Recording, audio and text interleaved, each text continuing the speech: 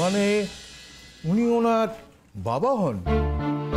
কি করে ছাড়াছাড়ি হয়ে গেছিল ওদের? ওনার কাছে কি কোনো ডকুমেন্টস আছে? আসলে আমাদেরও তো একটা ফর্মালিটি মেনটেন করতে হয়। আসলে উনি যে ওনার বাপের বাড়ির লোক তার কোনো প্রমাণপত্র, মানে যে কোনো প্রমাণপত্র হলেই হবে। আর সব থেকে বড় কথা, মাস্টারমশাই তো পুরনো স্মৃতি কোনো কিছু মনেই নেই। উনি তো চিনতেই পারছেন না ওকে।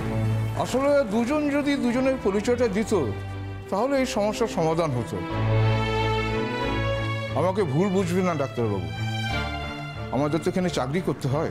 ওইসব নিয়ে আপনি একদম চিন্তা করবেন না, আমি আপনার ব্যাপারটা বুঝতে পারছি। তাছাড়া আমি মাস্টারমশাইকে এখান থেকে আমার গ্যারেন্টিতেই নিয়ে যাব। তার জন্য যা ফর্মালিটিস আছে, যেখানে যা চিঠি দিতে হবে আমি সব দেব। তাছাড়া আপনাদের কর্তৃপক্ষের সঙ্গে আমার খুব ভালো সম্পর্ক। আপনাদের কর্তৃপক্ষ আমাকে যথেষ্ট ভরসা করেন, আর ভরসা করেন বলেই আমাকে এখানে আসতে বলেছেন। আর আমি ওনাদের কথা রেখে প্রত্যেক মাসে আপনাদের এখানে ফ্রিতে সবাই চেক আপ করতে আসি। সুতরাং বুঝতে পারছেন, এই জন্য তো আমি একটু অ্যাডভান্টেজ নিতেই পারি। তাছাড়া একটা কথা ভাবুন তো, একটা মেয়ে, সে জানে তার বাবা মৃত।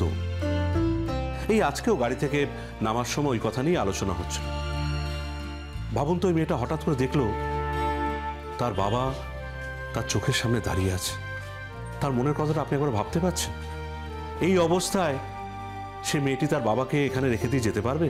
আপনি বলুন তো, নিয়ে যাবে সঙ্গে করে, তাই না? সে তো বটেই। হ্যাঁ, চলুন আমরা অফিসে যাই। আচ্ছা, কেন কাঁদছো তুমি? কেন কাঁদছো? আমাকে যদি তোমার বাবা বলে মনে হয় তাহলে আমি ধন্য। কিন্তু শোনো বাবা, আমি কখনো সংসার করিনি।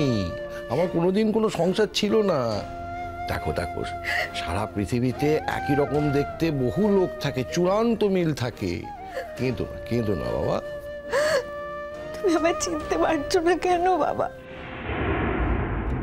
তুমি সব ভুলে গেছো। কি করে তুমি সব ভুলে যেতে পারলে বাবা? কি করে তুমি তোমার কঙ্কাবতীকে চিনতে পারছো না বাবা?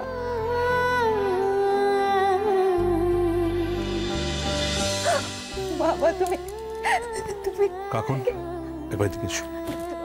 বাবু, বাবা তো বুঝতে পেরেছি আমি। ওনাকে এত স্ট্রেস দিও না, ওনার কষ্ট হবে, তাতে ওনার আরো অসুবিধা হবে।